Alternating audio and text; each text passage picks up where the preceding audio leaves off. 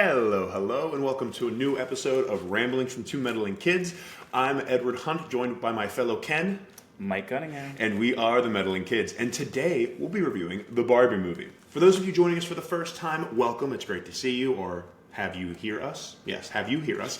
And for those of you coming back, welcome back. So glad you decided to join us once more. We like to review movies. And don't worry, we will not spoil that movie in the first 10 minutes or so, or maybe even 15, because we will give you a spoiler-free review from a 0 to 5 first, then some background on the movie, how it's doing on Rotten Tomatoes, budget, actors and actresses, etc. Then we'll give you a movie play-by-play where we'll start spoiling stuff, but I'll let you know first. But, Mike, you ready? Yes. Spoiler-free review, 0 to 5, Mike, what you got? Okay, my initial thought was 3. Okay. But what I will say is it can possibly go up. Obviously, we'll talk about it. This is our first time talking through the film, so maybe it'll go up. But definitely a 3. I think it was a lot of fun. The casting was great, and both Margot Robbie and Ryan Gosling, they were just great representations of your stereotypical Barbies and Kens, and then all of the other ones were really cool. So the casting was great. The performances were great. I think they did lean into the absurdity of this, which was good. I think it gets a little frustrating when you have an absurd concept, but they try to the movie tried to take itself seriously. Yeah, and it was just you all right, but so I think that was great. I really standout performance for me was Ryan Gosling. I think he just really loved playing the absurdity that is this Ken character. He's some of his comedic timing was just crazy. And you've seen it before. I think I showed you the clip with him and Russell Crowe at the Oscars or something like that. Yeah. Which was really funny. So I really he was just the standout there. Obviously Margot Robbie was the perfect Barbie, but I think he had a lot of fun in this role. Yeah. I think with some of the movie that I didn't that brought it down as far in the ratings was just kind of some of the writing seemed a bit lazy. Okay. I really enjoyed the metaphor or the analogy that it was trying to give off. I think I just find it insulting when a director or writer can't find ways to give you information without just expositing, or kind of show you a message without just literally looking directly at the camera and saying, "This is what I'm trying to say." Yeah. And I think that often takes me out of films. So I didn't really like some of the aspects of that. Okay. But I did enjoy what it was trying to say when it didn't just say it directly to me. Yeah. But yeah, I think it was the costume was great. It was like I said, it was just a Barbie. It was perfect Barbie movie. It sucks. It wasn't really a movie for kids, which you would assume that would draw. Yeah, no, it really wasn't. It was very much a movie for millennials or your older generations. Yeah. But yeah, a solid 3. I think I might, like I said, towards the end of this, I might move up to a 3.5. Okay. It's in no way a horrible movie. I will say that. My 3 doesn't mean that I don't think you should go see it. I just think there was some aspects of it that really took me out of it. But yeah, so solid 3, possible 3.5 once we get to the end. Yeah. Nice. I'm actually kind of in the opposite boat of I'm going to start with a 4. But I might put it down to a 3.5. But the reason why 4 is I think a lot of the strengths of the movie, as of right now, thinking about the movie, the strengths, which I think is the message and is what happened and how everyone had these good character arcs and how there was all these other things. I think that for me kind of outweighs the negatives of this movie. Okay. The negatives being sometimes it was... They kind of made it look like the real world's the real world, but then all of a sudden the real world turned into a cartoon. So I was a little confused by that. Honestly, I'm just wait, but I thought this was supposed to be the real world, but now everyone's acting like a cartoon character. What? And then, honestly, the teenage daughter was kind of annoying. Yeah, or even I feel like that part of the story was lost up in the scuffle that was the overall story. Yeah, because it did seem like. Without any spoilers, it seemed like Barbie's mission was to unite this mother and her daughter. But it was that kind of fell by the wayside. They had scenes of them kind of reconciling towards the end, but it was just I don't think I think the movie forgot about that. Yeah, it's literally they reconciled because the movie happened, not because other parts of it. Not to cut off here, I will also say I think the reason why my rating is what it is I realized maybe halfway through the film that I guess I knew that going in, but this movie isn't for me. So that's what and it really let me know, I guess. So it was just like, that's what it kind of took me out of it. It was just like, I respect it for what it is, and it's messaging for that demographic. But since I don't fit that demographic, then this isn't for me. So it's like, I kind of feel like I'm an imposter or something like that. So I think that's another thing that added to why my score is what it is. Yeah. But sorry, go on. No, they definitely do kind of hit you over the head with the message a little bit of just kind of like baseball, just whack, whack, whack. Like, this is what this movie's about. And, but in certain ways, you almost, I didn't even fully realize it until it was done. With them hammering that one message over your head, you kind of forget about the negative effects of that message, you know, and how that's affecting some of the other characters in this movie. And like in the end, when there is that character arc and resolution, I was like, oh yeah, that's kind of a really great example of like the negative part of things, right? And that's trying not to spoil anything, so that's why I'm being vague. That way I'll sound smarter, I suppose. But as a whole, and yeah, performances are great. Margot Robbie was phenomenal. I do think Ryan Gosling kind of stole the show a little bit. But I mean, also, god dang, man, like, he looked, I want to know what his diet plan was for this movie. That was impressive. Though I looked him up. He's like 6 feet tall and 163. That man is skinny. Jesus. Yeah, because I mean, I'm 6'5" and 100 more pounds at 163. So not that skinny. But like, so I was like, oh, because he looks super muscular. But I was like, oh, no, he's just really skinny. Yeah. Either way. Whatever you need to tell yourself, sweetheart. Oh, shit, I can't say sweetheart. How dare you? Damn it, Michael. Demean me like this. But yeah, I think Ryan Gosling kind of stole the show. Some of the bits maybe went on a little bit too long. Some of the song and dance numbers, I was a little like another song and dance number movie. But for the most part, I really enjoyed the movie. I was thoroughly entertained and laughing at stuff. And again, because I think the message of it, I'm going to give it a 4. But while we talk about stuff, I wouldn't be surprised if I feel maybe a 3.5. Okay. But this is what I'm going for there. But yeah, that is our 0 for 5 reviews, everybody. Mike giving it a 3, me giving it a 4. I think most people in America are seeing this movie right now. Yeah, it seems I mean, it's this weekend. They hyped it up. Yeah. Which is, I mean, I don't know if it's nice or not with the writer strike going on, which we did see people protesting in DC. Yeah, absolutely. I will say with that too, man, so much of this movie and so much of the funny parts was in the trailers. Because there were so many trailers. And so, like, the first, 15, 20 minutes of this movie, especially, I'm like, I've seen all this because it's a trailer. You know? So that sucked. But that's more of but also, when I'm talking to friends that I saw it with, was the fact that I think it did subvert your expectations, right? Because you just really seem like, oh, this is what it's going to be. Yeah. So when it did switch, it was like, okay, I think the trailers... In that way, the funniest parts were in the trailers, but like the story itself or the message wasn't. True. Yeah. So it did. I think in that way the trailers did help. Yes, for sure. Yeah, it just kind of made the first couple of minutes a little boring because I was like, I've seen all this already. But yeah, so I give it a 4. Mike gave it a 3. We say go see it, check it out. Yeah. So we're not going to spoil anything yet. So stay glued. But Mike, some background on this. Who's the main actress again? All right, so Barbie came out July 21st, 2023. The runtime is 1 hour and 54 minutes, which, like we said, I think they could have cut it to a tight 140, 135. Potentially, yeah. The budget was $145 million. Okay. Which was a little bit surprising, but it's crazy that this budget and the budget for Oppenheimer are still less than Indiana Jones and Little Mermaid. Yeah. We have to remember, they had to literally pay Ryan Gosling's trainer $40 million to just smack food out of his hand. He was like, nope, you can't have that. I want to know, when was the last time Ryan Gosling drank a beer? Because there's no way you look like that, and he has not touched alcohol in a long time. I think you just really don't like seeing other men with their shirts off on screen. I'm totally cool with it. In fact, I'm too excited about it, really. But, I mean, wait a second.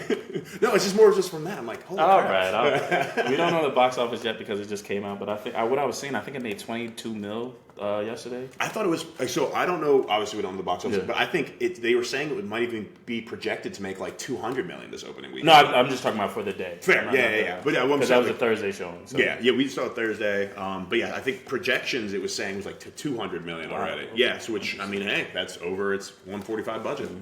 So the Rotten Tomatoes right now is a 90 and an 89 for audience. Sorry, for critics and audience. So 90, 89? Yeah. So I think everybody's really loving it. I think, which is understandable. It is a really good movie, and the genre is comedy. The director is Greta Gerwig, who had I think she directed Lady Bird and Pretty Women. Okay. Yeah. Pretty Women. Woman? Okay. No. Pretty Women. Some recently. But she's also an actress, so she was in Greenberg and Isle of Dogs. And then Frances Ha, something like that? I'm not familiar. The cast stars Margot Robbie as Barbie, or stereotypical Barbie. Sorry. Yes. Yeah. Ryan Gosling is her Ken. You have America Ferrera as Gloria. I think her name is Ariana Greenblatt as Sasha. I don't have it written down, but I looked it up. Got you. Yeah. Will Ferrell plays the CEO of Mattel. Michael Cera plays Alan. Yes. Helen Mirren is the narrator. It's Rhea Perlman. I didn't write her name down, but Rhea Perlman plays Ruth. Okay. Who is the creator of Barbie. God. And then Emerald Fennell is Midge. Okay. Yeah. And then you have a bunch of cameos as the different Barbies and Kens. You have Issa Rae, Kate McKinnon as Weird Barbie. Issa Rae plays President Barbie. Yeah. Alexandra Shipp. I think she plays like Reporter Barbie or something like that. Emma McKay and Dua Lipa. And then for the Kens... That was Dua Lipa. Mermaid, Yes, that was Dua Lipa. Yes. Terrible actress, but... I mean, she's a phenomenal singer. Ken, you have Simu Liu, Scott Evans, and John Cena. Yeah, John Cena was ridiculous. Him popping up out of nowhere for a second. Yeah. And then the tagline is, she is everything, he's just Ken. Yep. Yeah. I will also say with that too, Michael Cera, I mentioned in the 0 to 5, he was phenomenal in this. Yeah. I love Michael Cera. Like that was he just pops up, he does his like weird, awkward, I'm Michael Cera act, and it's always great, and then it's always great to see. This, and I think maybe This Is the End, are like two of my favorite. It's just completely different. Completely but I think that was character. I think that so in the same way we talk about Ryan Gosling loving this character, this iteration of Ken. Yeah. I think Michael Cera really loved playing his doppelganger. Oh, and, yes. This is the end. Yeah, that was so good. Even like Jonah Hill was great. What a good movie. But we're talking about the Barbie movie, which was still a really good movie too. But yeah, so is that everything? Yes, that's all. Perfect. Thank you so much, Mike. So now we're going to start getting into a bit of our spoilers. Again, Mike and I say you should go see it, but there's nothing wrong with listening before you see it. But if you would like, pause us right now, go check out the movie. Just make sure you come back. And a quick word from our sponsors. Hi, me again. Edward Hunt. I'm a real estate agent in the DMV on the Just Be team with Compass. Compass is a nationwide brokerage, and Just Be is my team, and we're all about finding where you're meant to be. Let's see from there. Oh yeah, so we're in the DMV. That's DC, Maryland, Virginia. So if you need any advice on the market here, or you want contacts with phenomenal contractors, lenders, etc., we can make sure to hook you up with whatever you need. And a great thing about being with Compass, which is a nationwide brokerage, as I said, is no matter what state you're in, I can find you a phenomenal agent or resources as well. So feel free to reach me out for anything, even if you're living in. Oh goodness, I keep saying. I haven't said North Dakota. I've said Idaho, North Dakota, and South Dakota. Yeah, so there we go. North Dakota or South Dakota get a shout out this time. Also, Edward Hunt. I'm Hunt Comics. Right now, my comic Evil is a Weapon Chainsaw Wars issue 1 should be dropping online shortly. I'd say within the next couple of weeks. I would love for you to read that. Mike does cool stuff too. All right, Ken, don't patronize. I'm not patronized. But yeah, so now let's hop into it. So the Barbie movies. Barbies have been around since the beginning of time, really. Pretty much. Yeah. But yeah, so this is, the first, 10 minutes of the film does very much seem like the trailer. So you open up with narration from Helen Mirren about how since the beginning of time, little girls' dolls that they had were baby dolls. Yeah. And it's kind of like pushing them to just basically be nurturers and mothers and stuff like that. It was just like, so they're just feeding a baby and, basically just becoming, like, fitting into the patriarchy of, like, where they fit into the world until Barbie came out. And it was like, in the scenes you see little girls, like, and I think it's a homage to 2001: A Space Odyssey. Yes, yeah, definitely. And so you see the little girls playing with these dolls, and then they see Barbie as the monolith in this, in this instance. And they all look like Little House on the Prairie. Yeah. Like every single little girl is just like wearing like the big like beige kind of like dresses. Yeah. But yeah, they see Barbie, and that is this movie's version of the monolith, and then they start basically start a revolution where they start breaking their their baby dolls and throwing them away to kind of worship this new doll, which is Barbie. And the narrator goes on to say that because of Barbie, like, you know, Barbie wasn't, she was just a pretty woman in a bikini, but she was also so much more. Like, she became an astronaut and a writer and a Nobel Peace Prize winner. And it was like, if Barbie could do it, little girls could do it. And it was like, that's what she was made for. Yeah. And this way, it was like, stop not limiting little girls or just women in general to the roles of mothers and wives and mothers. And in that sense. And it was like, that was something I guess I didn't realize, because obviously I didn't play with Barbie dolls. Yeah. But like, I didn't realize that was like the representation that it was like focusing on, right? It was interesting. I remember being 4 or 5 years old. I had a friend. Her name was Jasmine. She would play with a Barbie doll. I'd have a Spider-Man action figure. And then we'd make them kiss. Yeah, that's what I really remember being like 4 or 5. You watched the Sam Raimi Spider-Man movie one time. I'm just saying. That's literally like my most experience. I remember that. Like, wow, what a weird time. What a weird kid. Yeah, that was me.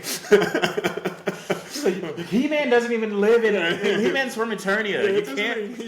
He's not in Barbieland, but we should still have him kiss for sure. Like, the imagination of children. Yeah. But yeah. So then from that background, we get like kind of basically the purpose of Barbie was to show women that they could do anything. So little girls that they could do anything. And then we jump to Barbieland, and the narrator explains that there's Barbieland and there's the real world. Yeah. In Barbieland, it's run by Barbies, the matriarchal society. Yeah. And so like, Barbies run everything. They're the presidents. They're all of the Supreme Court and the governments. They're lawyers. They're doctors. They're just everything, and they're self-sufficient, self-confident, and successful. Yeah. And I think in this world, Barbies are literally everything. Yeah, especially like even like the Kens do nothing. Right? Yeah, they literally just have activities. Yeah. Like they keep they keep them occupied. Barbies are the ones that run the world. And so we wake up to Margot Robbie. Jesus, sorry, her Barbie.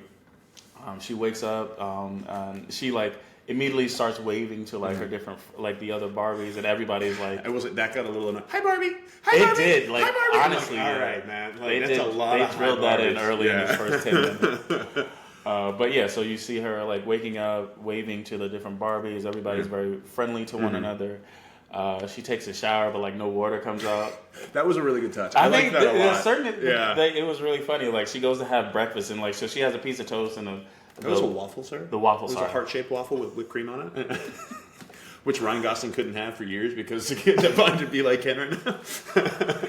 And then she's having her breakfast and she's having coffee, but there's no liquid in the actual cup. When she puts down her waffle, she puts down her waffle, looks at it, then like dabs at her mouth with the napkin. She's like, delicious. And I was like, that was really funny. And then like she stands on her roof and like she goes to leave her house, and the narrator says, little girls never animate, not even just little girls, sorry, but the kids that play with the dolls never animate their like the Barbie walking downstairs. Yeah. So they just drift down, and it was like a little like you see Margot Robbie literally just drift from her roof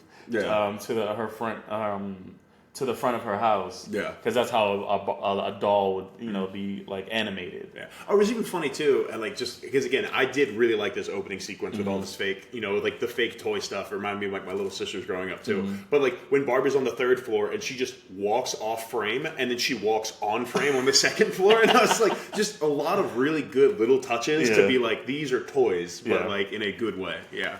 And then so she drives and like. You see, like we said, the different Barbies like winning Nobel prizes and like just different awards.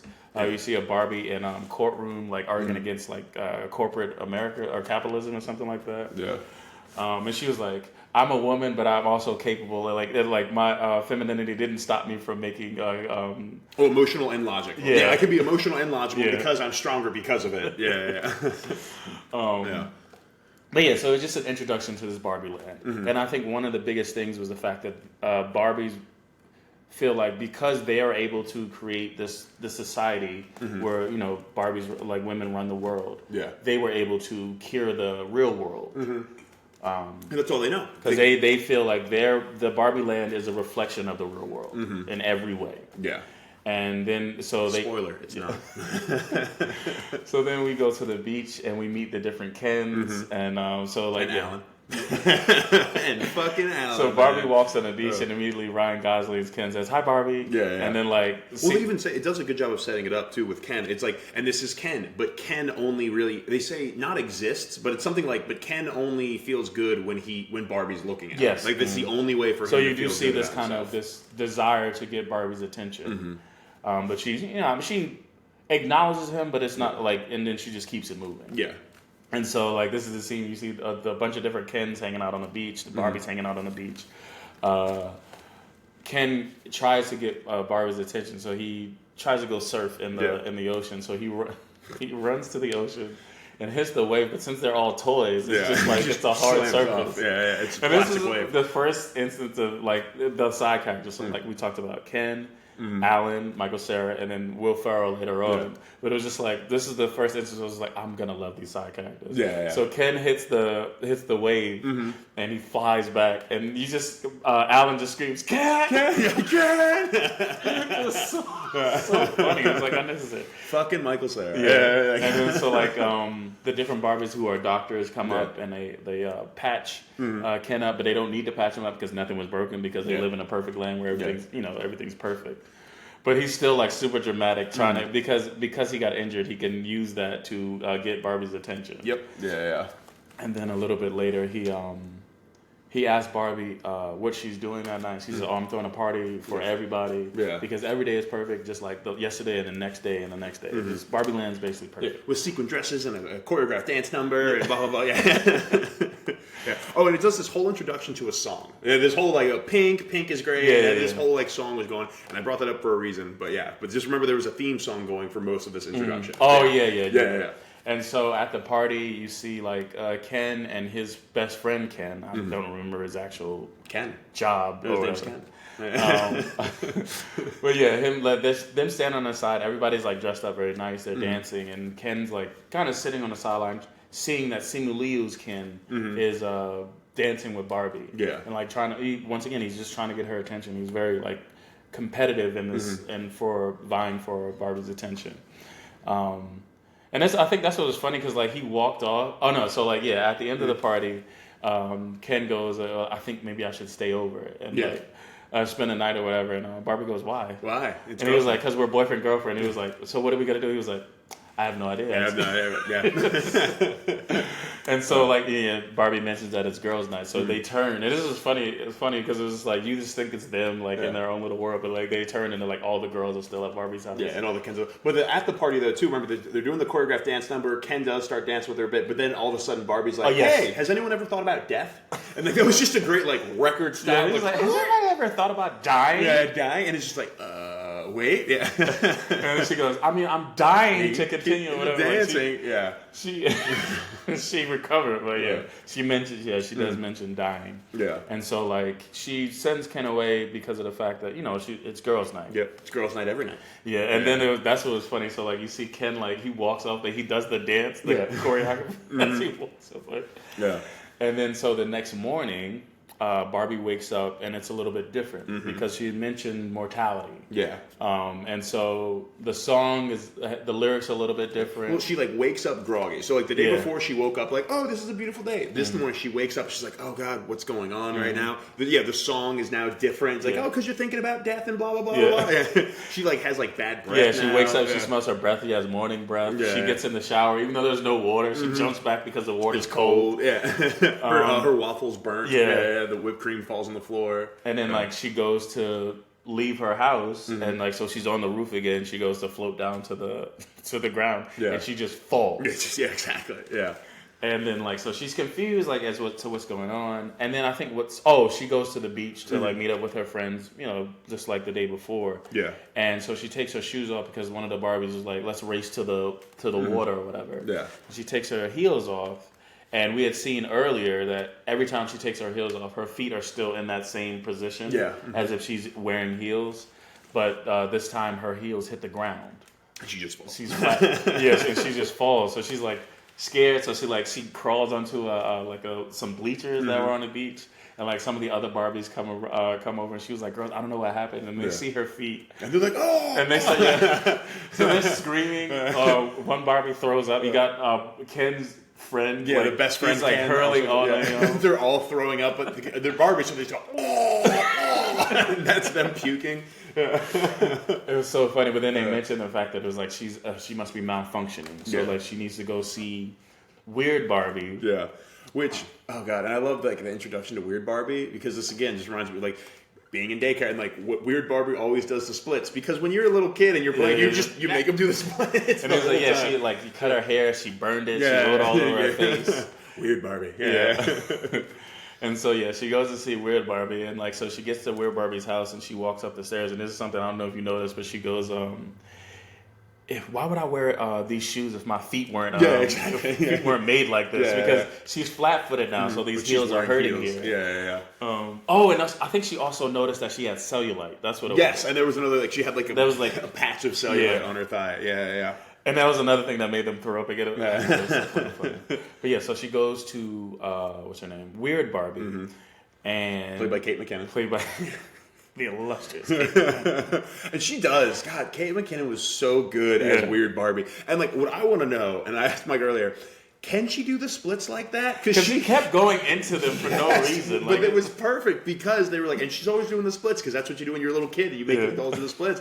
So like she'd just like go into the splits for no reason or just do like a weird somersault into a split. And like, I want to know if she can actually do it. So Kate McKinnon, I hope you're listening. Please comment below.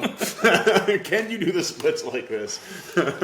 And so Weird Barbie breaks the bubble, breaks Barbie's bubble and lets her know that there is a rift between the Barbieland and the real world for some reason. Whatever little girl that's playing with her is sad, and now those emotions are being pushed onto this Barbie. It's a stereotypical Barbie. Yeah, and like she needs to go to the real world to find this girl, and so that she can fix this rift. Otherwise, there's gonna be chaos. Yeah. Right?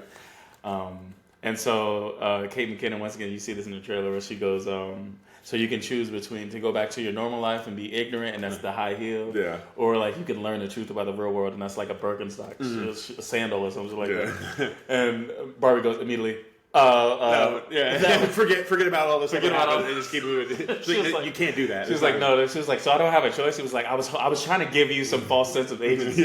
But no, you don't have a choice. Oh, also with this too, when she consulted the oracle or whatever, and it was like the fortune tellers you play with when you're a little kid, where like the joot. It was like pick a color, pick a number. Ask a question, pick a color, pick a number. Not likely. Damn it. And so Barbie has been tasked to go off to the real world to find the girl that's playing with her to fix this. Yeah. So of course they have that giant party, and so they have another party to send her off, and there's a banner that says, "Good luck, Barbie, on getting to the real world." And fixing the rift, and so you don't get cellulite. Fixing the rift between the worlds and healing your cellulite or whatever. And like that's ridiculous. And they all said it in unison. Yeah. And so like she was saying how like it's like she has to go on her own, and as she's saying this, you see Ken is also waving her off, but he's like trying to find a way to get her attention. And so Barbie drives off to the real world because like there's a whole sequence of travel she needs to take to get to the real world. And which is all just Barbie toys. And this is literally just a Barbie commercial. Which you knew it. The same thing with like the Lego movie or like even the Super Mario movie. Yeah, it was just like a commercial for those properties for sure. So as she's driving away from Barbieland, she's singing a song. The closer I'm to find, I don't know the actual name of the song. Oh yeah, I have no idea. Yeah. But as she's singing, she hits like a high note, and Ken pops up from the back and sings along with her. And then she screams, so he screams, and the car like flips over. But then it flips like woo, cartoon style. Yeah, and then lands on it. And Barbie goes like, "What are you doing?" He was like, "I'm coming with you." Yeah. I made a double dare with Ken. I was gonna come, so I have to now. And then like she goes, "Did you bring your roller skates?" And it was like, this is what I love. I just love because they had the beach off scene or whatever earlier. Yeah. I'm gonna beat you off so hard. Yeah. Then my favorite one, he was like, "You can't even beat yourself off. How do you expect to beat the both of us off? Beach the both. Beach, Jesus, sorry. Wow, sir. Don't be vulgar. Demonetized over here. These are beach Kens. All right, that's what they do is they beach. But yeah, so like his just comedic timing just started like immediately. So she goes, "Did you bring your roller skates?" He was like, "I literally go nowhere without them." Just boom, right the delivery of the line was like, God, I love this man. Yeah. And so Barbie and Ken now go out into the real world. They start in a car, then they go to a boat, and I think it's like a camper. Camper. Rocket ship first. Ship, then a camper, and then like a snowmobile. Snowmobile, yeah. And then lastly skates or whatever. Skates. And then when you finally are wearing the skates, they get to the real world, and they're wearing each mode of transportation brought its own outfit. Yeah. And so the final one was just like really like 80s, like a pattern. It reminded me of the opening of Saved by the Bell. Yes. Like the patterns from that. You saw it in the trailer. Yeah, it's like the pink and yellow, super bright. Yeah. And so what they immediately notice is like, because they were in Venice Beach or whatever, and what they immediately notice is Barbie's like, I feel like men are looking at me, but it's weird. Yeah. Or it was just like, with an undertone of violence. Yeah. The thing. It's like, there's just an undertone of violence in what's going on. And then Ken is noticing that they're looking at him. And it was funny because it was like, the guys are looking at me too, and it was like two gigs. Yeah. And he was like, yeah, it's okay. Yeah. But it was just like, you see this, like, once again, all the Barbies had the idea that the Barbieland reflected the real world. Mm-hmm. They fixed and cured every issue in the real world. So she's confused as to why she's feeling kind of insecure or self-conscious, or they're just these different things. Yeah. Well, then she's like, we need information. So she goes, a construction crew. Yeah. They'll have a construction crew at lunch. They'll be able to give us some good girl power. And they go over to this bunch of, like, gross old dudes. Yeah. Which, for the record, I don't think construction workers really do that anymore. Yeah, that's a bit of this seemed like very much like they used to, for sure. Like the catcalling construction workers, that was 100%. But it was like, this doesn't seem like a modern world. Like somebody, even like the guy like smacking her ass a little bit. It was like, I feel like, would somebody? Well, no. Unfortunately, I'm sure people do, and like people still do fucking terrible shit like that all the time. Yeah. But some of this did seem a bit dated. Yeah. Some of the, especially representation of men, seemed a bit dated. But yeah, so they go to a construction crew, and she's confused as to where the women are. Yeah. And why they're giving these like double, like these entendres, but they're double. But they're double. Yeah, it's like, but there's this entendre, and they're doubling for something. And then she's like, and don't worry, I have no genitalia. It's smooth. Neither of us have any genitalia. And the kid goes, embarrassed, he goes, I have all the genitalia. I have all the genitals. Yeah, so something happened. Oh, because the guy smacks her ass, so she immediately, as you should, she punched him in the face. Yeah, fuck yeah. But for some reason, they get arrested. For assault? Yeah, whatever, which was ridiculous. And so they get arrested, they get fingerprinted, and then they go to... And the cops are fucking being like dicks, like hitting on Barbie and everything like that. Yeah. And then they go to change clothes because they realize that the clothes is what, like, they're supposed to blend in. Yeah. And whatever clothes they were wearing is not blending in. Bright pink neon cowgirl suit and like fringy blue cowboy suit for Ken. Yeah, so they go to get clothes, but they don't have money, so then they get chased and locked up again. Well, she's like, you gotta pay for that, and they're just like, they just ran. It's like, it doesn't strike me as something they would have done, but it was very funny to see that they just were like, oh crap, and they just run away, then get arrested again, and the cops are like, I like her when she's even wearing more clothes, and I'm like, all right, you creepy fuck. That's what I'm saying. That seemed a little bit dated, I guess, but yeah, so after they get arrested the second time, and the cops are like, I like you in those clothes so much, you can just keep them. So they get to keep the outfits. Oh, yeah. and that was like a clever piece of writing. I guess I didn't hear that. Oh, okay. Because it was like, how? Because you could be like, wait, how the hell are they still wearing the clothes? Yeah. No, the cops are really like, I like you in that outfit, so you keep wearing it. And then like, okay. Yeah. But yeah, so then they go to like some park or whatever, and because Barbie's like, I need to... Like, she was like, I've been arrested twice and we haven't been in here for like 10 minutes or whatever, but we do need to find this little girl. We need to fix the problem. Yeah. And so, like, she tells Ken to go off because he's, like, she didn't expect him to come in the first place. And now she feels like he's, like, you know, being bothersome and she just needs to think. So she sits and thinks and Ken goes off and just to take a walk. And while she's thinking, she's, like, just picturing memories of the little girl playing with her and stuff like that. So she's getting clues as to where this little girl is. And I think she sees she sees her playing like when she was a little bit younger, a little bit older. You do see like her mom getting rid of like a bunch of her toys to give to Goodwill, but one Barbie is still taken out or whatever.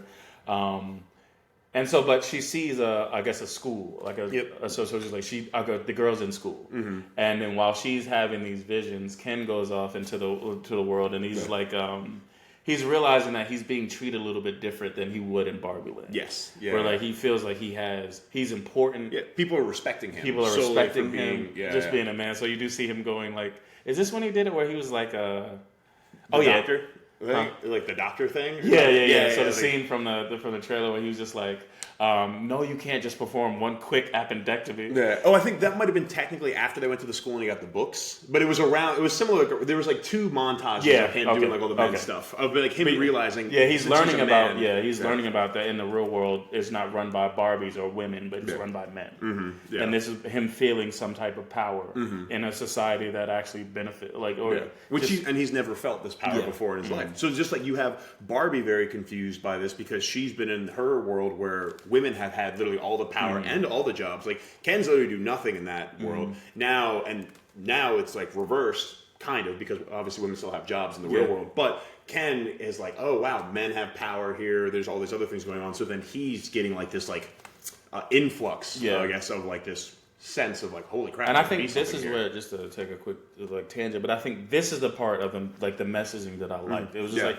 literally it was just putting the patriarchy on its head. It was just like, it started with a woman-led society where everything was perfect, but even in a society led by women, there were still a marginalized group that felt unappreciated and unheard, and and things like that. So it was just like, I think I really appreciated that, because oftentimes it is this like, well, if a woman ran the world, everything would be perfect. It was like, yeah, you think that, but it was like in any hierarchical society, Jesus Christ words. Yeah. There's still, any society that has hierarchy means that somebody's at the top, somebody's at the bottom. Yeah. And you're still going to run into these problems. So I think with that, and like I agree, this was like what I really like, and this is what I was talking about, like flipping the message earlier in like 0 to 5 review too, is you see that extremes are never good. Yes. And that's really the big thing. You see that an extreme is bad, because if you have like Barbieland, where only women have power, only women can make decisions, only women can do whatever, and like all the men there are very marginalized, that's bad because they have no power, they have no experience. So as soon as they potentially see an inkling of power, it kind of starts to go to his head. And he's like, Ryan Gosling's like freaking out a little bit. He's like, this is amazing. Like, what's going on? Like, he's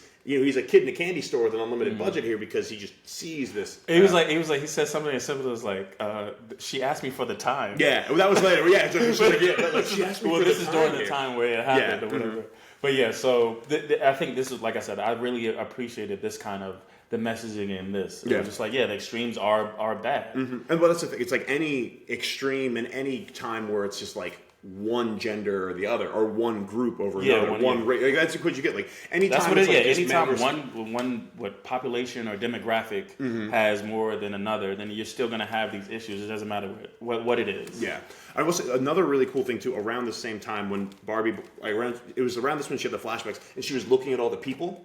And she was like looking at the couples who were talking, and she was looking at and she was experiencing this like she's never felt. Just all these emotions. Yeah, all these emotions that were going, because she saw a couple arguing, a couple having fun together, people just enjoying their lives. Yeah, there's a guy like with his head down, and you couldn't tell like what he was going through. Yeah, and then she was like sitting next to this like older woman on the bus station, and she looked at her and started crying. She's like, "You're so beautiful," and the woman was like, "I know." It was just very funny. But it was such like a touching, really cool scene. Yeah, like that was a phenomenal scene. Yeah, for sure. And I think that's why I think what this is going back is like, Margot Robbie really hit all these phenomenal like emotional notes in this movie, and Ryan Gosling really hit like, I'm like just such a good bad guy, because he could press for me ahead a little bit, but like like I'm a good bad guy, or like really embracing this character to get like this whole dichotomy, and that's why like both did phenomenal with this. Yeah. But yeah, so they come like Ryan Gosling comes back, and they both like they realize that they need to go to the school, and so they head to the school or whatever,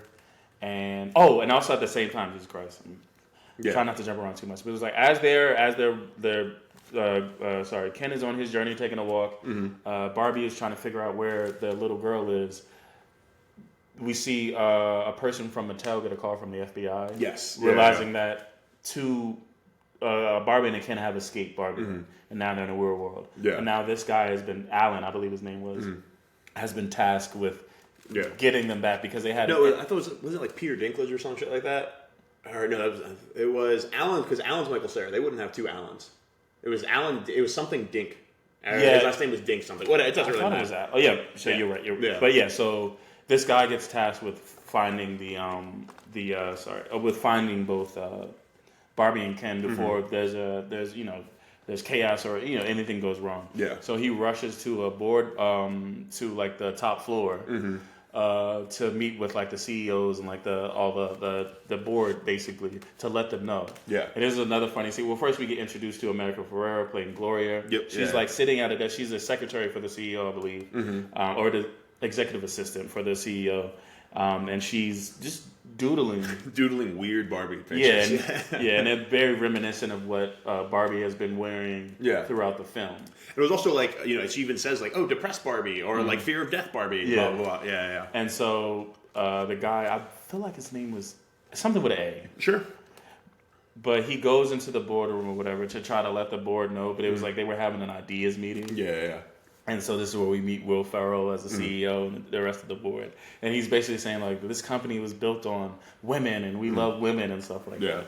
And then, like, so the guy interrupts and he's like, we don't have time for this. He was like, but can I whisper it? Yeah. And this is like the absurdity of this movie. But it was like when they leaned into it, because it was like, for the most part, the movie didn't take itself serious until, like, we'll get to it later. But it was like, this is why I love the absurdity of it. And so, like, for me, this is the one where I'm like, okay, so we were in the real world, but now all of a sudden the real world's a cartoon place too, and that was the one gripe, but it really wasn't that big of a deal because it was like funny. So the guy whispers it to the CEO at the end of the table. Yeah, they do a game of telephone, and then they do a game of telephone. Now it was a misdirect for me because I thought he wasn't going to get the actual message. Yes, I thought so too. Yeah, he's going to make Oreos who the or poison. Fuck is Barbara? Yeah, exactly. Yeah. but yeah, so the message gets to Will Ferrell as the CEO, and he just immediately just faints, and I was like, God, I miss Will Ferrell. Yeah, Will Ferrell was really good at this. Yeah. So now they realize that they need to get Barbie back in a box, or else, like, because it happened before with a skipper or something like that. Yes, and that was just with a skipper, not even Barbie. Yeah, like basically the skipper came from Barbieland to the real world, went to the child and like kidnapped the child or tried to teach it to swim, or something like that. Or drown it. I don't know. Yeah, so it's just like they're trying to provide a solution for the situation before things get wild. So while that's happening, Barbie and Ken go to the school. They meet up with the little girl whose name is Sasha. Sorry. Yes. Yeah. And Barbie's like super cheerful, and she was just like trying to introduce herself to Sasha, like get acquainted with her in order to fix the situation. But before she can, this girl from the school goes, "What are you doing here?" And she was like, "Can you tell me that girl's name?" She says she's Sasha, and she was like, "All right, I'm gonna go talk to her." She was like, "No, you don't, you don't." And it was very much like, obviously I'm out of the loop because of the fact that I'm not in middle school anymore. Yeah. It was very much like that turn that preteens and teenagers have, boy, like all of them. It was just like there is this rebelliousness. There's just like moodiness and preteens are the worst. Yeah. Middle schoolers suck. And so like the girl's trying to warn Barbie, like, do not go up to Sasha. She is like the worst. She's basically Queen Bee. You can see that in a sense. And so, but Barbie ignores it because she still has this optimism of being from Barbieland. She said, everyone loves me. What? I'm Barbie. Yeah. And so she walks up to Sasha. She says, I'm Barbie. In Sasha mentions like I haven't played with Barbie since I was like 5, and then I think one of her friends says something like that agrees with Barbie, and like Sasha gives her a look, and she was like, "Oh shit!" She's like, "I love playing with Barbie." Yeah. Like, oh, no, because Sasha also did like playing with Barbie when she was growing, and after the age of 5 too. But she just that's the thing. Like she was definitely so like she was an edgy preteen. Yeah, I mean, it was just like 12, 13. So original. I'm just like you're annoying. Yeah, there were times, and then she rips Barbie apart and then just throws in fascist. I'm like, what the fuck are you talking about? I feel like, it's like when people like saying Hitler a lot, to compare like in their arguments. Yeah. But she basically she mentions that Barbie was expecting, because they had mentioned this when she left Barbieland, that all the women were gonna hug her for all the work that they did to fix the world. And Barbie was like, "Yeah, we fixed the world. Why do you want to give me a hug?" Yeah. And Sasha mentions the fact that Barbie had basically. She had projected this unattainable like body image for women, and also like definitely true on that note. What is it? Promoted capitalism and these different things. There are other points where honestly, I'm just like, really? Did Barbie like? So then she said like Barbie set women back 50 years. I'm like, did Barbie really set women back 50 years? Because it was like, seeing how like the different. Like outfit. I mean, I guess they were just outfits, but it was a projection of like what could be. Yeah, well, because truly, that's my because people talk all the time about like, and which is true, like representation, and like if you don't have representation, then like you can't actually see yourself in these roles or these things. So then, in a pure, like I truly don't know this, so I'm asking, but like in a world where like you are playing with a doll like growing up, but That's that a doll doctor is an or something, astronaut yeah. or a doctor. How's that setting you back? How would that be setting you back? Basically, That seems like I it get, would be I get it from a, like a representation. body image perspective, but as far as like because he was like, yeah, like the narrator said, it was like it went from you only playing with dolls that were babies, that were literally just pushing you down a pipeline that said you went from a baby girl yourself to a young woman to a mother. Like that was the whole pipeline. So Barbie was giving you more options. So it was like, I think, but once again, I think since I'm not the demographic, I can't. It's not something I can really speak to or even maybe understand. Yeah, I mean, I would love to. I would like if someone has like a good example or reason why. I'd love to hear it for sure. But that was my one confusion of this because again, I agree completely. Body image, capitalism in the way that it's just trying to convince people to buy more shit. For sure, I hear that. But that's not Barbie. That's literally America. That's the world. You have a product. I want you to buy all of it. Exactly. But from like what I said with representation, if you're playing with something that says I can be anything, well then like wouldn't that be a good thing? I don't know. Yeah. You don't talk shit about He-Man. I ain't got the muscles. Exactly. Yeah. Fuck you. I knew I could never be He-Man because I can't carry around a sword like that and chop shit up because that's illegal. But yeah, interesting. But yeah, so after Sasha, berates Barbie, she kind of she runs away and she starts crying. And this is her first time. Yeah. I think she cried with the. She did shed a tear with the young. It was like a couple tears. Yeah, but this time she's actually crying, and then so she goes to. She just sits on a bench and she starts crying, and then at the same time when Barbie was talking to Sasha, Ken goes to the library and he's finding books about why men are great and men, patriarchy. Yeah. And this was what it was. They were just kind of hitting you over the head a little bit. It was like when the books are like patriarchy and why men are so amazing, you're just like, okay, whatever. And then he has that interaction with that lady who asked him for the time. Yeah, and he's just amazed. And he was like, "Oh yes, because I'm you respect me or something like that." And there was also, it was either this time or the time before when you saw posters of young Sylvester Stallone when Sylvester Stallone. Oh yeah, was that's when he super went jacked. to the office building. Yeah, the office building, and this was with the doctor and with him being like, "Oh, well, you need an MBA. You need an MBA to if you want to have this job, or you need to He was like, "I can't just have it because I'm a man." Yeah, exactly. He's like, "No, you still need this. So there's some slight hoops you need to jump through, but you can do this." Well, he was talking to that one guy, and he's like, "So men don't run the world?" And the guy's like, "No, we do. We just hide it a lot better." And it's like, all right. Yeah. Once again, nailhead. But but yeah, so Ken has done this reading about the patriarchy, and so now he wants to take his learnings back to Barbieland to tell the other kids. Because those small trivial things he doesn't have degrees. He can't be successful here, but in Barbieland. Yeah. And so you see him taking the journey, but it was the same journey that they took to get to the real world. They have to go back in reverse to get to Barbieland. So he goes back to Barbieland. Barbie's crying outside of the school after her interaction with Sasha, and two black trucks pull up. Yeah, Mattel comes around. From Mattel. And she's like, oh, because that's the name she recognizes. Yeah. And so she goes back to the Mattel's headquarters, and as she's being driven back, where's Grace from? Mission Impossible. That's what. Oh yeah. Gloria picks up Sasha, and she recognizes Barbie is wearing one of the outfits that she was sketching. Yes. And then Sasha also, just in passing mentions the fact that this crazy lady thinks she's Barbie. Yeah. And so she follows because she was able to leave her job early because of the fact that Barbie was loose. Mm-hmm. Yeah. But she follows the black trucks back to the Mattel office. Barbie meets with the board or whatever, and they're just like, "Oh, we can fix this. All you need to do is get back in the box." Yeah. Well, there's this whole thing when Barbie's like, "Oh, let me meet the CEO." Yeah. And was like, "Oh, that's me." Let me meet the COO. That's another guy, another guy, and they're all guys. And Barbie's like, "Why aren't there any women?" Which is a good point. If this company's for women, why aren't there any women there? And then Will Ferrell goes on that monologue, like, I am the son of a mother, the nephew of an aunt. I had Jewish. The mother of a son. Yeah. And then he looks at the son like that is. Yeah. And he's like, I had Jewish friends. And I was like, and then he goes, there was one in 1980 something, and then he was like, and then there was another. And then, so that's two. That's two, yeah. Yeah. But yeah, so then after that, she goes to get into the box or whatever so that she can, all her problems will be solved. But if they put her in the box, is that sending it back to Barbieland? Or once again? Yeah, I don't know. The rules of this world are established and not established at the same time. Yeah. But yeah, so, because even how does everybody have one child?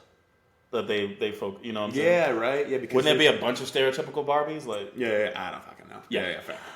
But yeah, Don't think too hard. Have fun with it. There you go. which is fine. Like I'm fine with that. Yeah. So so they try to put her back in the box, but like she like feels like unease. So she says that she needs to go to the bathroom. I don't know why I didn't realize like she doesn't have the facilities for that. Yeah. True. Yeah. But yeah, men dumb. Men dumb. Yeah, there you go. Yeah. And so, like, she goes to escape, and this is where you get one of my favorite, like, the chase scene, like, where she's... And then this is another moment where it's like, is this a cartoon? Yeah, because it's a choreographed chase scene. Like, all the dudes at the same time were doing this while going down and up. And this is, like, one of my favorite scenes with, like, Will Ferrell, like, he corners Barbie, but the moment he sees her, he gets scared as if she was chasing him. Like, classic Scooby-Doo moment. Like, old Scooby-Doo when, like, the bad guy and Shaggy would look at each other, they both scream and run the opposite way. And then, like, slowly he realized, he was like, God damn it. Like, so then he starts chasing her. I need to go over the cubicles. That'll help. So he tries to climb over the cubicle and fails at that. Yeah, so she escapes into the elevator, and she goes downstairs, and, like, she's still running around there looking for her. And she sneaks into an open door. Yeah. And she sees an older woman sitting at a kitchen table. It was a very ominous scene for the record. Yeah. Like she goes, there's all these doors, and then there's this old woman just sitting there. I was like, is this going to turn into a horror movie all of a sudden? Like, what in the world's going to happen? And so the older lady mentions that, like, she thinks her best when she's, like, she comes up with her best ideas when she's sitting at the kitchen table. They sit down for a bit, they drink tea. And this is where another bit where it was like, every time Barbie drinks from a cup, she's so used to, in Barbieland, there not being actual liquid in it. Yeah. So she keeps, like, it's a little bit away from her mouth, and she keeps just pouring liquid into her face. Or for, like, the tea, she's like, she, like, has this weird slurping thing from far away. And, so the lady hears the CEO and the board chasing after Barbie, so she tells her that if you take the elevator to the, like, there's a stairs or something. Yeah, there's stairs in the back. You can take that to escape. Oh, she introduced herself as Ruth. I'm like, who the fuck is Ruth? I wrote that down in my notes. I was like, I knew who it was just because it was like, once again, I watched a lot of film. I was like, what is this? Yeah. But yeah, so Barbie escapes to the ground floor, and she jumps over this, like, because most office buildings have like some place where you need to scan in an ID or something like that. And so Barbie jumps over this to run outside, and then we see Grace pull up. God damn it, Gloria pull up, but she's like, get in the car, so like they drive off.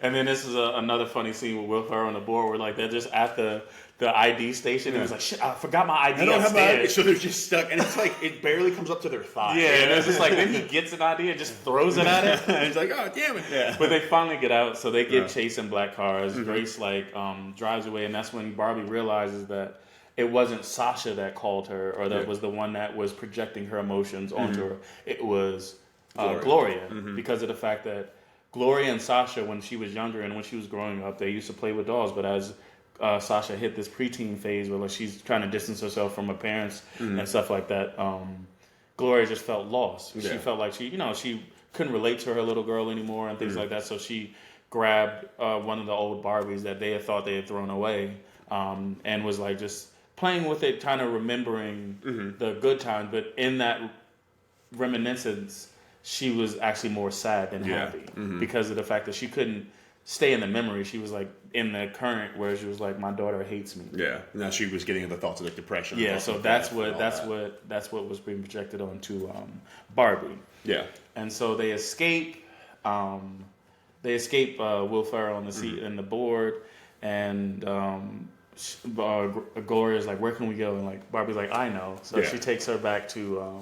She takes both Gloria and Sasha back to Barbieland. Yeah, and that was funny. Like they're just like, oh, well, what about Dad? And like it pans to like the dorkiest like white dude ever trying to learn on Duolingo Spanish. Shout out to Duolingo. Shout out to Duolingo. And then they're like, oh no, he'll be fine. And I'm like, where did they get this guy from? That's what my friends were asking, was like, is he somebody like from a show or something like that's just known? Yeah. Because you wouldn't just pan to. I mean, obviously you pan to him for that bit, but it was just like, was he like just some actor that they couldn't afford? Not afford a bunch of money, but it was like he didn't have enough screen time. He had literally 2 scenes. I think they just wanted him for that. They were just solely like that's like both Kevin Hart and Ryan Gosling in the Hobbs and Shaw movie. Well, like they just had literally 2 scenes. Like they filmed for a smooth hour. So I felt that's what it felt like with this guy. It was like, is he some big name somewhere? It was like they only had him for the 2 scenes. They just, because I think it didn't. Gloria and Sasha. It was more about like them and like women and like that. So like their husband Gloria's husband and Sasha's father, it just didn't really matter much for like the plot line of the story. I guess they just wanted to be like, yep, you have a dad. He's not dead or abandoned you or anything like that. He's just a dorky white dude who's going to entertain himself for a couple hours on the couch.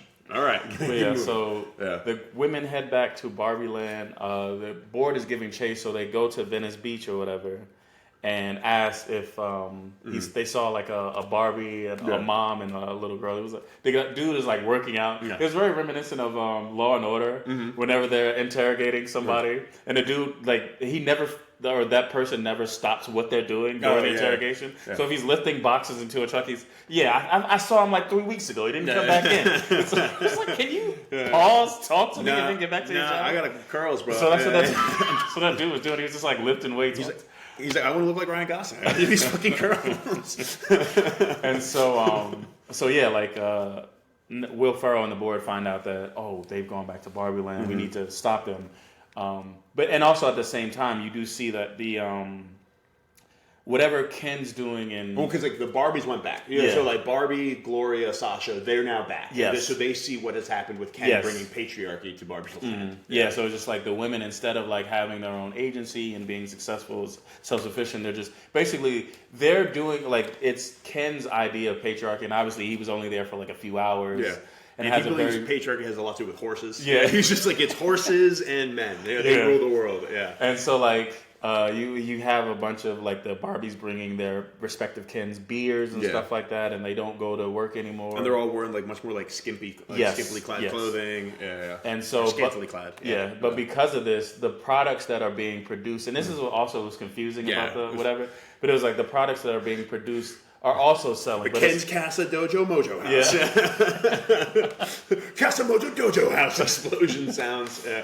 But it was just like, all the products, all the changes that have been implemented because of Ken's understanding of the patriarchy have been actually products in the real world. Yeah, which was odd. Yeah, whatever. And so, I wish I had a Casa Mojo Dojo house.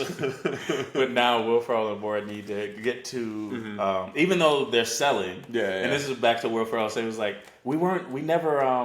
It even said it was like we never. Ken was never something we worried about. It was like we were selling to young women. Yeah.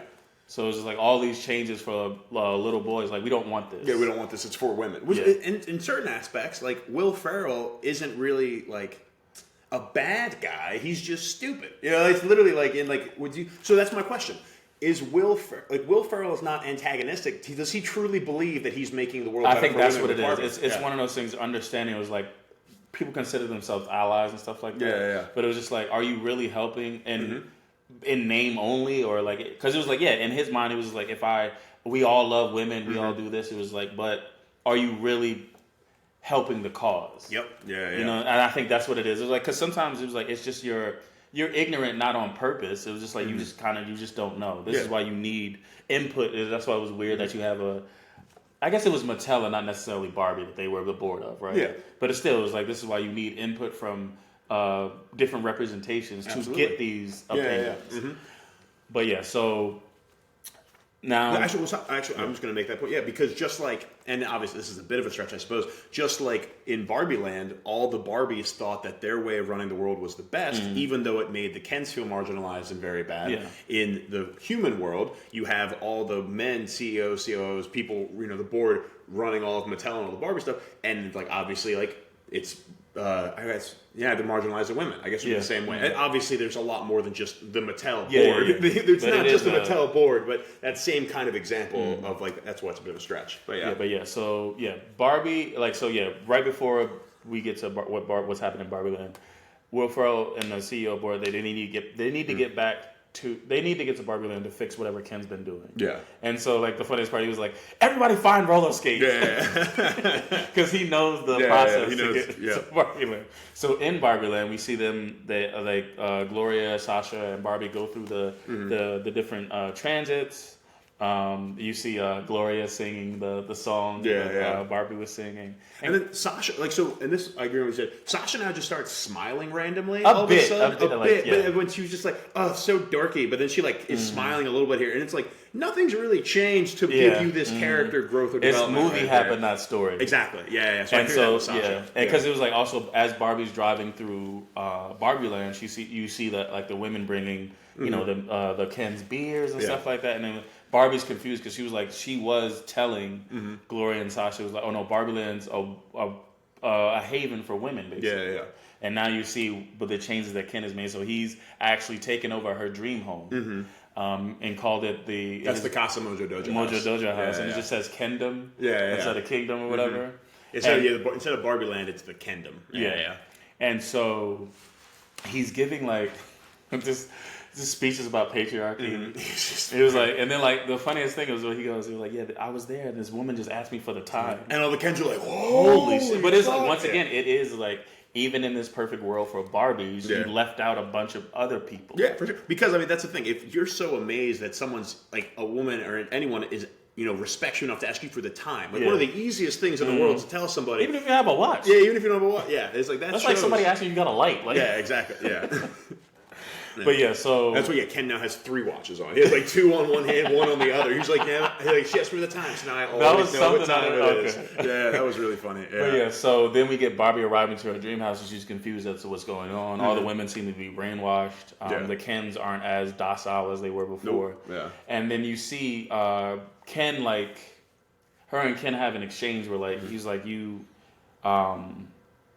you took me for granted, and it was like, I wanted you to be my, basically his girlfriend, but he was like, non-committal, something. Yeah, long distance, non-committal, super casual, no effort girlfriend, or something like that. Yeah. Because once again, his understanding of the patriarchy. Yeah. Well, there was something even before, like, it was around that same time too, but he was just like, oh, now you know how it feels. Yes. And that was a really cool part he was saying. That's what was cool too. And it was also in this moments as they're arguing, they're fighting, and he's like not backing down, he's finally standing up. I guess standing up for himself or whatever, but it's not something he wanted to do. It was just like he was just felt so hurt by his treatment that he was still lashing out, even though he felt for this woman. Yeah, and it still was very apparent in like what he was doing and saying and acting that he still like loved Barbie and wanted Barbie to be his girlfriend or be her boyfriend because he's Ken and Ken at Barbie and Ken. Yeah. And so Barbie kind of gives up, and so they go back to That was funny as shit when Barbie gives up, and she sits down like a doll. So she like sits down like she gets more doll-like. Yeah, like her legs go straight, and then then she falls over like that, and then she like straightens out and like rolls on her face, just like a Barbie would, because Barbies can't actually move that much. That was really good. And then like you have like the all is lost. This is the all is lost moment where like Gloria's like because Barbie blames Gloria basically because of the fact that because of Gloria's emotions and stuff like that, that's what made her malfunction and go on this whole journey and stuff like that. Sasha tells her mom not to apologize, and it was just like, oh, you're going to give up or whatever. And then Barbie's like, yeah. So I'm stereotypical Barbie. And that was the thing, too, because she's just, and this is like a really cool thing, for the movie, was she's just stereotypical Barbie. She's not President Barbie. She's not astronaut Barbie. And I guess you could say this is why also Barbie has been negative to women, because it's like, oh, if you're not in these super high achieving positions and jobs, then what are you? Because just since Margot Robbie's Barbie is just stereotypical Barbie, she doesn't have a job. She's not suited for leadership positions in her mind, because she's like, I'm just going to sit here and hope that a leadership Barbie comes back and then we'll fix this problem, because that's not who I am. I'm just the stereotypical one right now. So I guess going to what we were saying earlier with Barbie and like how that could be a step back is like, similar to what was that other Joyride. Similar to Joyride of like the main character, I'm blanking on her name right now, but so since she didn't know what her identity was, she then like descended into just being a super high achieving Audrey. Audrey in Joyride, since she didn't necessarily have her own identity from like knowing where she came from, and since she was adopted, she then like threw herself into being this really high achieving, very smart person, so she could then feel like she had an identity. Yeah.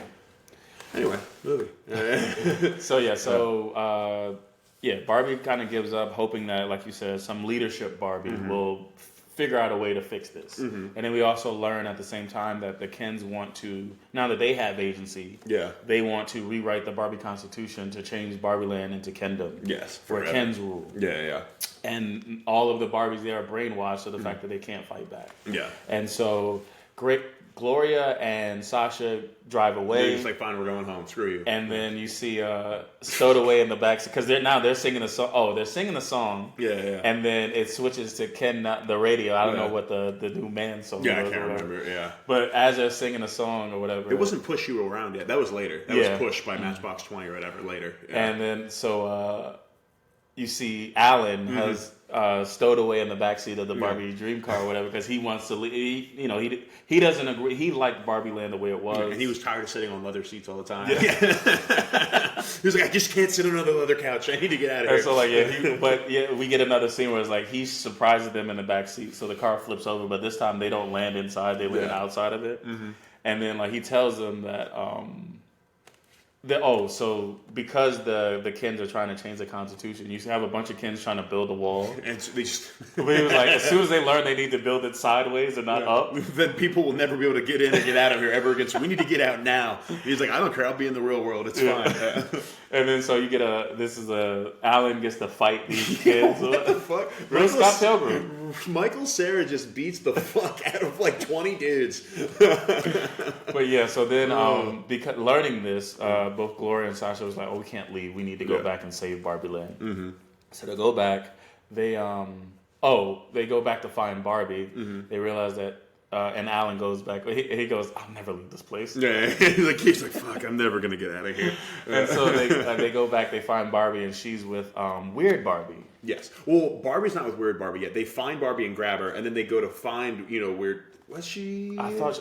You might be right. I don't remember. Or maybe no, you're right. Barbie was already. I feel like Alan said, I know there's only one place she could go now, yeah. Because she's not brainwashed. Weird Barbie's not brainwashed. Every other Barbie is brainwashed. Except for the defective ones. For the not defective. Discontinued. And some of them were defective. But yeah. So now they're at Weird Barbie's. She's like basically she has. Don't forget Sugar Daddy Ken or Sugar Baby Ken.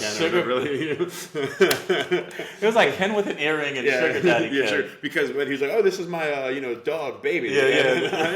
No, Sugar. I can't remember. Sugar was the dog's name. Yeah. And then his name was Daddy. Yeah, it's Sugar Daddy Ken. Yeah. Because my dog's name is Sugar, and it's Daddy or Daddy. Oh, this was another a little bit earlier. You did see Barbie throwing away her clothes or whatever. Mm-hmm. Yeah. And I know Ken was throwing her clothes. Ken was. It was pretty much like he was kicking her out of her house. Yeah. And each time it was freeze frame to the name of the product. Yeah, to whatever that style of clothing was. Yeah. And then Gloria goes, "Oh, these are vintage."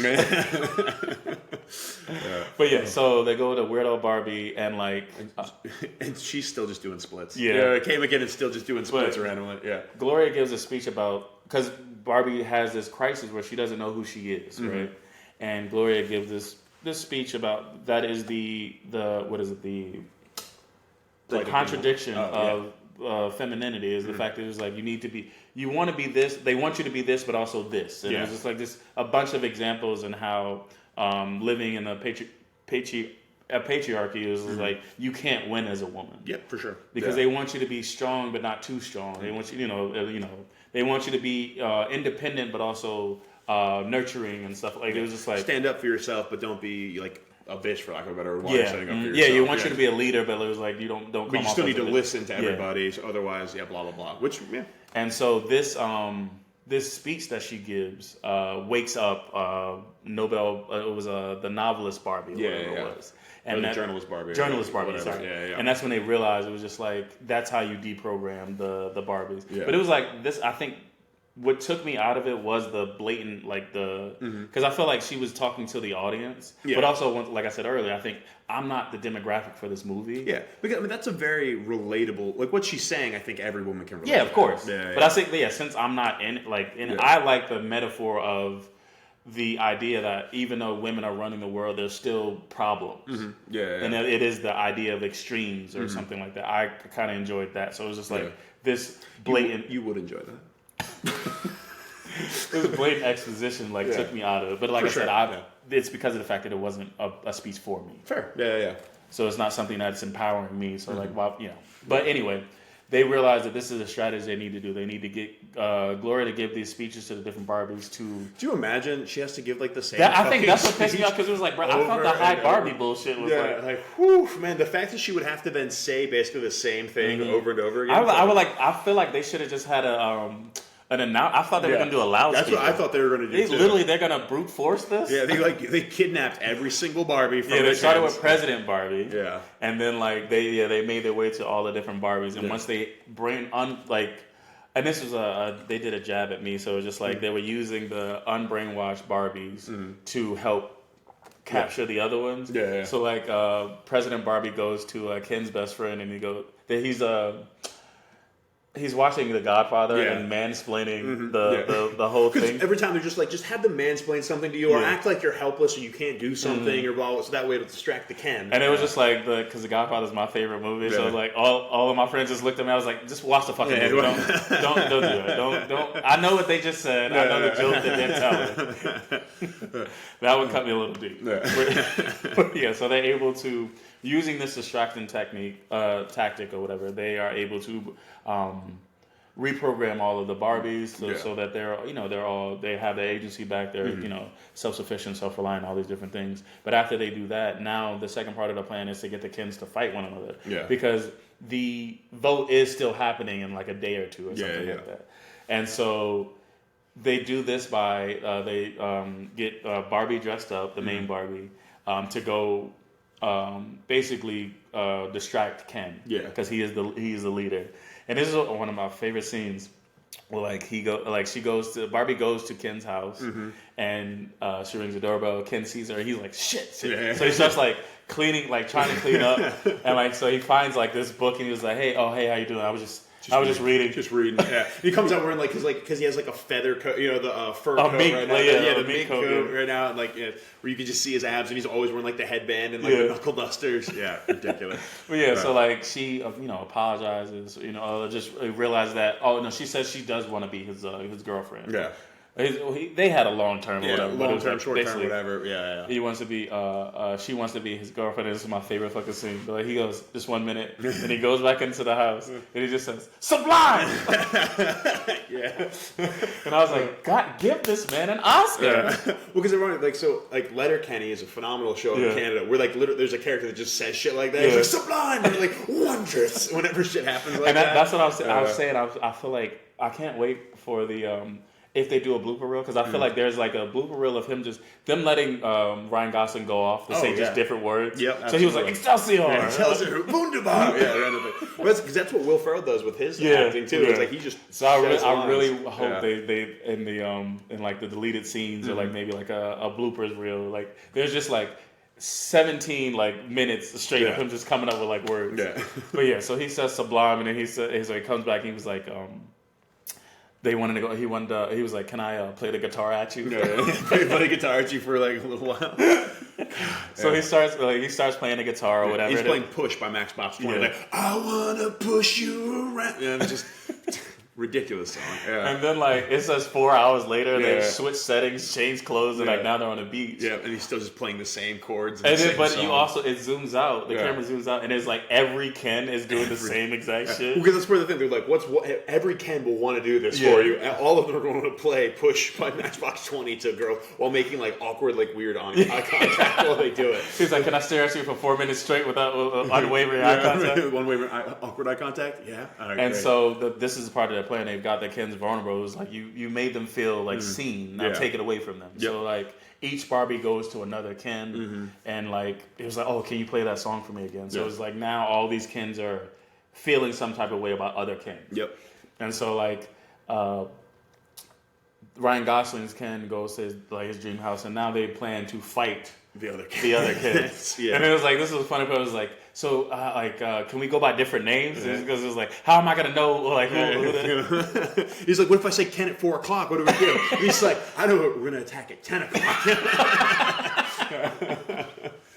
Yeah. This is so fucking funny. So then we get this battle scene on the beach with Ken's Ryan Gosling's Ken faction a faction of Kens, and then Simu Liu's faction of Kens. Yeah. And they don't have real weapons. They have like that's what it was. Yeah. It was just like you had Simu Liu come in with like a dazzler. He's like just twirling it.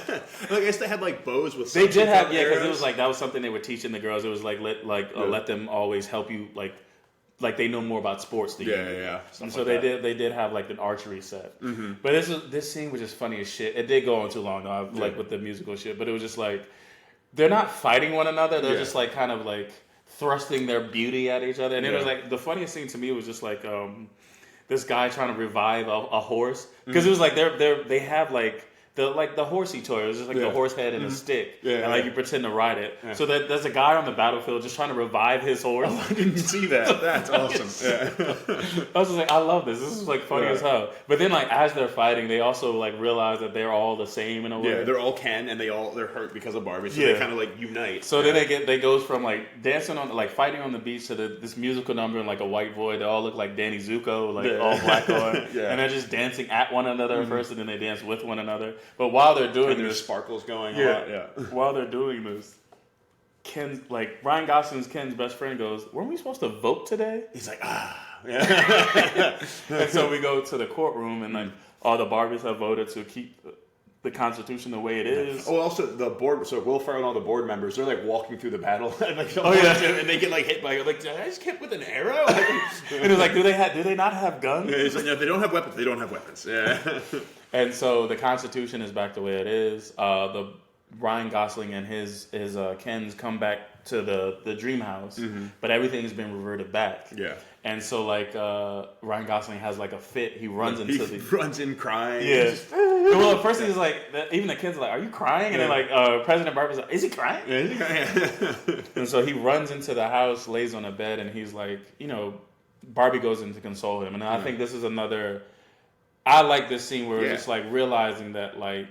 Well, one that most villains now, especially, are layered. They're more antagonists than villains. Yeah, they're not just out for revenge or vengeance or something like that. It was like Ken just felt like he wasn't seen. He felt small in the Barbieland, and he went to a world where he didn't. Yep, exactly. So then he wanted to bring that back. With him, and so like Barbie realizes her fault in this, and Ken also realized, obviously he went over the top as well. Yeah, just a little bit. Yeah, and then the funny thing, he goes like, when I realized that the patriarchy wasn't about horses, I was like, I wasn't into it anyway. Total bullshit. He's like crying. He's just like, I just wasn't really into it anyway. And then you get more important scenes about like him saying that like he is nothing without Barbie because of the fact that they don't have agency in Barbieland. Yeah. The Kens. Yep. They literally like just live to get the Barbie's attention because it's always Barbie or Barbie and Ken. Yeah, and it was just, and then the fact that like all these Barbies are very much independent and self-sufficient. They don't even see their Kens as like their partners or anything like that. Yeah. So that's why even when I think Gloria asks, like, where did the Kens stay? Yeah. And Barbie goes,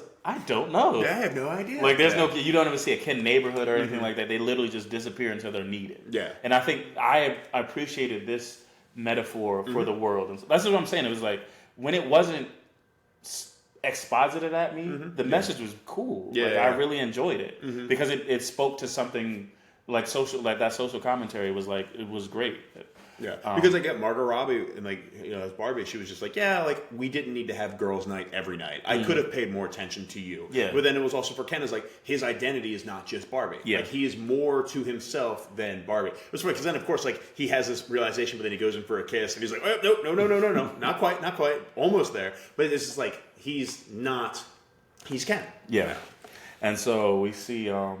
That's kind of wrapped up. They kind of make amends, and now she tells Ken to go find himself. Yeah. Without Barbie, right? And so this is where we get the board finally arrives at the Barbie neighborhood or whatever. And then this funny scene where like Will Ferrell sees Midge, and Midge is like this one, and that's what was crazy. Was like all the Barbies you see on screen are actual versions of Barbie, even the discontinued ones. Like they were real ideas that somebody came up with and went to production. Yeah. Well, that's what it was funny. Like they had one as like with like the skipper Barbie, where if you lift up her arm, her boobs get bigger. Yeah, and it was like that was a real Barbie. It's like or like the Barbie with the PC TV in the back. Yeah. But yeah, so like he sees Midge, and Midge was like Barbie's best friend who was pregnant. Yeah. And so like Will Ferrell sees it, he's like, oh my God. He was like, thank God we discontinued you. And I was like, Will fucking. Yeah. And so like they Will Ferrell saying like we need to go back to the way it was where Barbies are in control and stuff like that. And President Barbie has this moment where she was like, well, we don't want it to go back to the way it was because I think they're realizing the faults in that system. Yeah. And so like they let Ken's best friend goes. He was like, "Can I be on the Supreme Court?" It was like, "No, not on the Supreme Court, but some circuit justice, something like that." But also just making steps towards making it more inclusive. Yeah, making Barbieland more inclusive. And then, but Barbie's confused because of the fact that she still feels, even though like she's won and stuff like that, she still feels like she doesn't have an identity. Like who is, because she's just stereotypical Barbie. She doesn't have a job. She doesn't have a career. She doesn't have anything. She's just the poster child for Barbie. Yeah. And this is where we get Ruth arrives. And did you catch that too? And they were like, "Oh, who is that?" And Will Ferrell's like, "Oh, that's the ghost of Ruth." Yeah, he was like, the 17th floor. Yes. So I was like, was she dead? Was she actually dead? Was that really a ghost? She created Barbie in 1950. So she must have been. She must be. Okay, I got it. Yeah. But Will Ferrell's like, "Oh, that's the ghost of Ruth. She haunts the 17th floor." Well, honestly, she might have actually just been alive, still just in the 17th floor doing her thing. I don't know. I didn't look it up if she was still alive or not. It was a clip, but I did see that she was like she created it in 1959. Yeah. So I assume that was in her 20s to 30s. Yeah. So if she was born in 1930 something, yeah, she'd be like 90 to 100. Right? Yeah. Now. So maybe not. But I mean, we'll do some research later. I promise. Don't lie to our fans like that. I'll get into it. Now, will you get this information? I don't know. It's true. Stop doing peek behind the curtain. It's so meta. So yeah, Ruth takes Barbie, and she's like, she basically trying to give her like the opportunity to become human, right? Yeah. Because of the fact that like she was saying that humans, have a shelf life, but like ideas live forever, and that's what Barbie is. Yeah, she's an idea; she could live forever. But Barbie, wants to become a human, and so like you see they hold hands, and like you see like a montage of like different women and their daughters, and like just like throughout. I think it's like watch this to know what like life is, and I applauded it for this too because there were mothers and daughters at first, but then I was like, really, you're gonna just say like only mothers daughters? Yeah. But that was because it was the child. They were looking at like girl, like a woman through her life cycle. Yeah. Where like she's a baby, she's growing up, and then once she got old enough to like not have to be taken care of anymore, there wasn't any more sense of like motherhood or anything like that, or even like a spouse or a partner, because it was just saying like being a woman and like being who you are is enough. And I liked that I like that montage a lot, and that was a really good detail that they kept with it. Yeah. Because if you said like, oh, you have to be a mother to be happy, this is the whole like you're telling the world like this is the life cycle of a woman. Yeah. And it really takes away from the whole point of the movie. Mm-hmm. Yeah. But so we get that little montage from Ruth, and then I think the next scene you see is Barbie in the real world, and she's sitting in the back of the car with Sasha, Gloria, and they're dropping her off somewhere. You see the dad again in his second scene, where he's using his Duolingo Spanish to say goodbye to her. Or whatever. He's doing. He's saying, "I'm so proud of you" in Spanish. Yeah. And then Yo estoy. And then so Barbie goes into an office building, and I think. I was talking to somebody. It was like, you assumed it was like her getting a job. Yeah. But she goes, my name is. She used because Ruth said that Barbara, like Barbie was named after her daughter, and like she created her because it was like all of the possibilities she saw for her. Yeah. And so like she says her name is Barbara Handler. Yes. And she's like, and I'd like to see my gynecologist. Yeah. And then Barbie movie. Yeah. And that is the Barbie movie. Thank you so much for listening, everybody. When we go back, after all of our play-by-plays, we like to just go back to our original review to see if anything changed. So, Mike, you gave it a 3 out of 5. Anything changing? I am going to boost it up to 3.5. Nice. I think. Like I said, I think the part that I didn't like wasn't as big of a... it didn't play that big of a role in the film, so just like, but I think I really did like some of the stuff that you saw that I didn't see, but I kind of appreciate them adding those little bits into it. For the message is like just women, life is hard, but like it's very much a feminist like pro women movie. So it's like I can't I think I really enjoyed it for that, even though I'm not the intended demographic. Yeah. But yeah, so I'll boost it up to a 3.5. Nice, yeah, and I'm keeping my 4. I'm keeping my 4 because some of my some was kind of cartoony, yeah, but it was funny, and like it's funny, and this is a pretty a silly concept of like a doll coming to life from a different world and like being here. So I'm keeping the 4 out of 5. I like the commentary even more, and then just even the thought that as you said, this perfect Barbieland was still not perfect because of like how it was still marginalizing groups. It shows that like any extreme is not good, and no matter if we truly want to have a better society, you need to have input from everyone that's involved with the society. But yeah, again, thank you so much for listening, everybody. If you would like to reach out to us, we are the at 2meddlingkids on Twitter and Instagram. If you want to email us, it's 2meddlingkids@gmail.com. We'd love to hear from you. Mike, how can they reach out to you? At Days from Legendary on Instagram. Perfect. And if you'd like to reach out to me, I'm at EdHunt77 on Twitter and Instagram. And if you'd like to check out comic stuff, I am hunt.comics on Instagram as well. But until next time, everybody, we'll see you next week with a brand new movie. Bye. See you soon.